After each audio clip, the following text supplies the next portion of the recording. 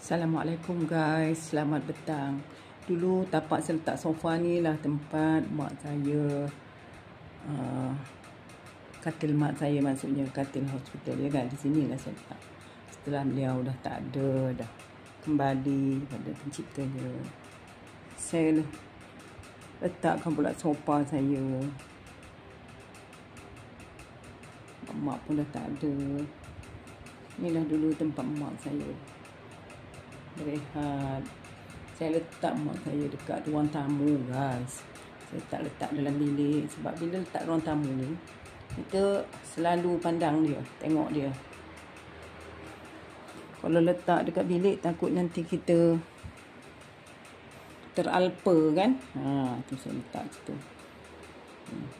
Abaikan ya, rumah saya Selerak ni saya sedang mengait guys.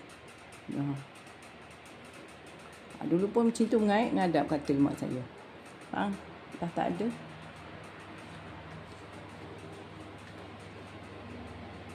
Okay guys, inilah penampakan rumah saya guys. Mantap.